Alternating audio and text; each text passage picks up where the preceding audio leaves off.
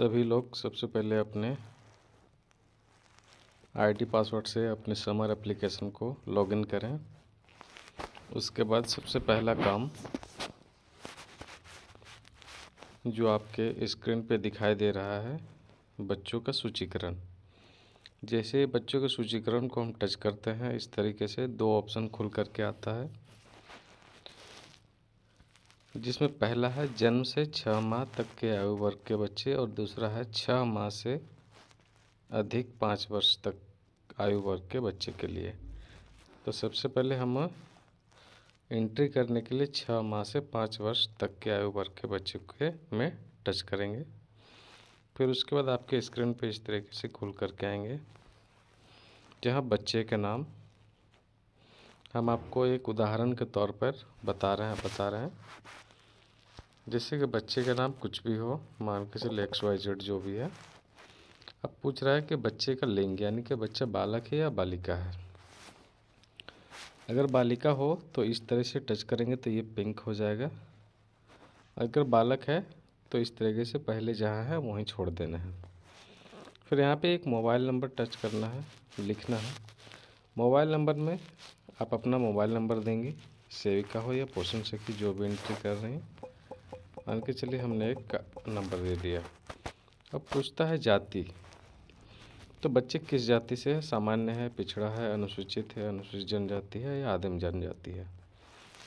उदाहरण के लिए हमने यहाँ पे सामान्य डाल दिया है। फिर आपको पूछा जा रहा है घर में राशन कार्ड की उपलब्धता, तो हमने कोई नहीं को टच किया है।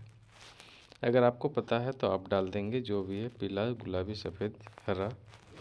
अब मनरेगा जॉब कार्ड पे जाएंगे तो इसमें है या नहीं है, इसको भी टच कर देंगे। तो हमने नहीं, एक उदाहरण के तौर पे डाल दिया।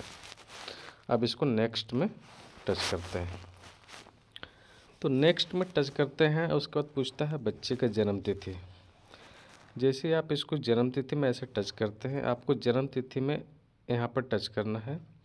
फिर आपको कब है उस बच्चे का जन्म तिथि वहाँ पे जा कर के टच करना है। जैसे हमने कुछ भी ले लिया है एक डेटा उदाहरण के तौर पर, आप अपना MCP कार्ड में या बच्चों का जो जहाँ लिखा हुआ होगा रिकॉर्ड, वहाँ पे टच करके देख करके आप इसमें डाल सकते हैं।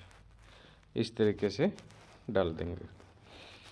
दूसरा ऑप्शन यहाँ पे है, अगर आपको जन्म तिथि पूरा तारीख के साथ याद नहीं है, या तो आप उस समय आप उपस्थित नहीं है, आपके पास वो चीज़ मौजूद नहीं है, तो आप सीधे वो आयु में जाएंगे इस तरीके से, और यहाँ पर आप लिख सकते हैं 25।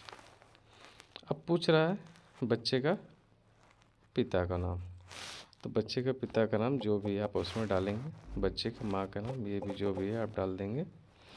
अब यहाँ पे देखेंगे ध्यान से कि अगर बच्चे का उम्र 18 माह से ऊपर अगर हो गया है, तो याद रखें कि ये चारों टीका बच्चे को लग जाता है 18 माह से ऊपर के। अगर बच्चा 18 माह से नीचे है तो आप MCP कार्ड में देख करके या संबंधित ANM से पूछ करके आप उसको भर सकते हैं। अब इतने सारी चीज़ों को भरने के बाद हम इसको सेव कर देते हैं। अब पूछा जा रहा है आपसे कि शारीरिक माप करने की तिथि, यानी कि आपकी सेविका या आप पोषण ट्रैकर में इस बच्चे का कब इसको एंट्री किए हैं, इस बच्चे का डेटा को। तो मान के चलिए कि आपकी सेविका या आप पिछले महीने दिसंबर में आपने एंट्री किया है 26 तारीख को, तो हमने इसको 26 कर लिया। पिछले महीने 26 तारीख को आपने किया है दिसंबर में, तो ये हमने ले लिया। अब उस समय वज़न बच्चे का, तो उस समय वज़न बच्चे का है जो आपने पोषण ट्रैकर में डाला है, उस समय उसी को डालना है यहाँ पे। जो आपने जब एंट्री करने समय पोषण ट्रैकर में आपने जो डाला है उसी को यहाँ पर भी डालना है। तो ये भी हो सकता है, और दूसरी चीज़ ये भी है कि हो सकता है बच्चा आज के समय में कुछ अलग है और पोषण ट्रैकर में गलत डेटा डालने की वजह से वो बच्चा कुपोषित निकल गया है। तो यहाँ पर क्या है कि हम बच्चे को दिखा रहे हैं, एक सेम बच्चा निकाल करके उदाहरण के तौर पर दिखा रहे हैं हम आपको। ये 25 माह का बच्चा है, अब इसकी आयु हम 9 किलो 400 ग्राम दिखाते हैं। अब इसकी ऊंचाई जो है बच्चे की वो है 99.5। अब हम इस देखिए यहाँ पे आपको दिखाई देने लगा, ये सेम चाइल्ड ऊपर में लिखा हुआ दिख रहा है।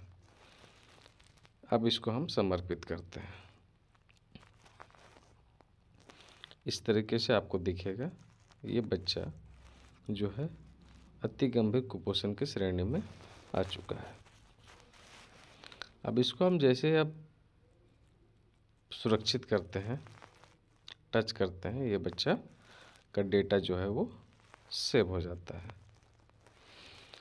अब सबसे पहला काम हमने क्या किया था, बच्चों का सूचीकरण। अब हम आते हैं, सूचीकरण किया था तो उस बच्चे का जो डेटा है, सूचीकरण से अपने आप वो बच्चे का डेटा पंजीकरण में चला गया। देखिए दूसरे वाले ऑप्शन में दिख रहा है समर अभियान में पंजीकरण। जैसे हम इसको टच करते हैं, देखिए इस बच्चे का नाम दिखने लगा यहाँ पे। अब इसको हम पंजीकरण करते हैं। पंजीकरण में टच करेंगे तो जब भी आप जिस डेट को जिस डेट को आप इस बच्चे का पंजीकरण कर रहे हैं, मान के चलिए आज 9 तारीख है तो हमने 9 तारीख को किया, ओके कर दिया। अब उस समय बच्चे का वज़न जो है 9.4 था। अब इसका लंबाई ऊंचाई जो है 100 सेंटीमीटर। अब यहाँ पे ध्यान देने वाली बात है कि यहाँ पूछा जा रहा है कि क्या बच्चे को दोनों पैरों के ऊपरी हिस्से में गड्ढे पड़ने वाली सूजन एडिमा दिखाई दे रही है। तो अगर बच्चा में एडिमा दिखाई नहीं दे रहा है तो नहीं करना है। आप जैसे इसे टच करेंगे ऐसे तो सीधे आपको समर्पित करने को कहेगा, यानी कि बच्चा को आपको एमटीसी भेजना है। लेकिन पोषण ट्रैकर में गलत डेटा डालने की वजह से वो बच्चा सेम कैटेगरी का निकल गया, यानी कि अति गंभीर कुपोषित में चला गया था। लेकिन वो बच्चा वाकई में स्वस्थ है, तो हम यहाँ पे इसको नहीं करेंगे। अब पूछा जा रहा है हीमोग्लोबिन, यानी कि हीमोग्लोबिन की कमी है या नहीं है, खून की कमी। तो यहाँ पे इसको नहीं करते हैं क्योंकि बच्चा स्वस्थ है।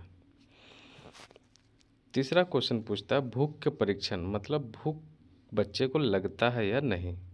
अगर लगता है, खाना खाता है तो बच्चा को पास करना है, नहीं खाता है तो बच्चा को फेल करना है।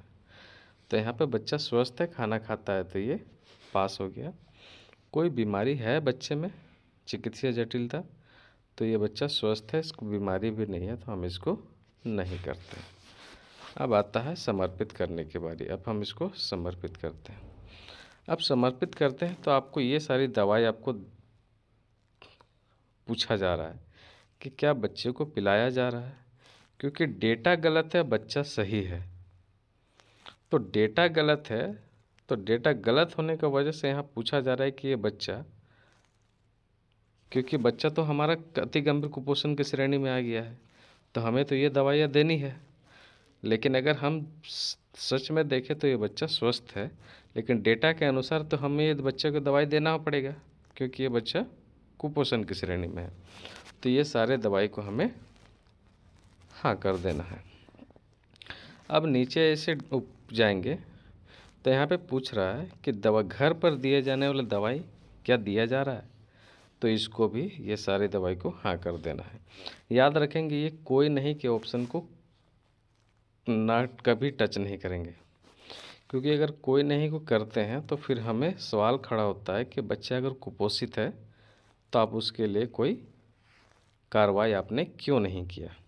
इसीलिए ये सारे दवाई को हमें हाँ दिया जा रहा है करके दिखाना है। अब आता है हमारा सुरक्षित करने की बारी। यहाँ पे इस सुरक्षित को टच करते हैं तो देखिए डेटा सफलतापूर्वक सहेजा कर लिया गया है। अब देखिए तीसरा काम क्या है कि पहले हमने सूचीकरण किया तो सूचीकरण से बच्चा का नाम अपने आप पंजीकरण में आ गया। अब हमने पंजीकरण किया तो ये बच्चा का नाम अपने आप पाक्षिक फॉलोअप में आ जाएगा। देखिए कहाँ पर, ये सेम कैटेगरी का बच्चा था तो ये सेम में गया। 6 से 5 वर्ष का आयु बच्चा था तो इसमें चले गए। अब देखिए यहाँ पे वो बच्चा यहाँ पे दिख रहा है, देखिए JSNM जो हमने उदाहरण के तौर पर लिया था, ये यहाँ दिख रहा है। अब आपको करना क्या है कि जब भी पाक्षिक फॉलोअप होगा, यानी कि अगर बच्चा अति गंभीर कुपोषित की श्रेणी में है, सेम कैटेगरी का बच्चा है, तो उसको महीने में 2 बार पाक्षिक फॉलोअप चलता है, यानी कि 15 दिन में 1 बार, महीने में 2 बार, और इसको लगातार 16 पाक्षिक फॉलोअप करना है, यानी कि 4 महीने तक करना है। उसके बाद ये बच्चा जब अपने आप सामान्य हो जाता है तो यहाँ से हट जाता है डेटा।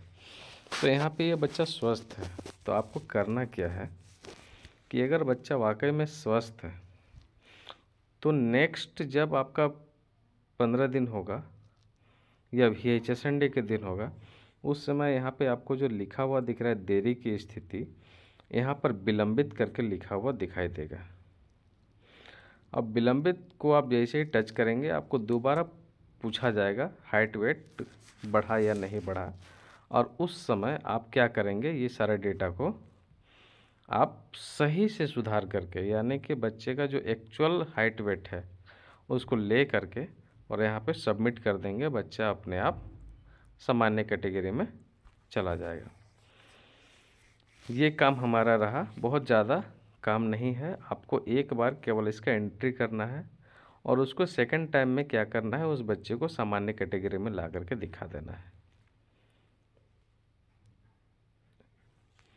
जब आप सामान्य कैटेगरी में दिखाएंगे 2 बार तो वो अपने आप वो डेटा वहाँ से गायब हो जाएगा या हट जाएगा। ये सारी चीज़ें हैं, बहुत ज़्यादा आपको टफ भी नहीं है, बस 5 मिनट समझने के लिए लगेगा। इस वीडियो को आप देखें और आप जो आपके पास जो भी डेटा दिया गया है या आपके पोषण ट्रैकर में जो बच्चा हर महीने दिखता है आपके सेविका के मोबाइल पे, उस वहाँ से आप डेटा देख करके ले लें। सेविका के डेटा पर भी आपको वो सारा डेटा मिलेगा, बच्चे का डिटेल्स मिलेगा, केवल बच्चे का बाप का, पापा का नाम, पिता का नाम और मोबाइल नंबर केवल नहीं मिलेगा। बाकी सेविका द्वारा पोषण ट्रैकर में उस बच्चे का सारा डिटेल्स भर दिया जाता है।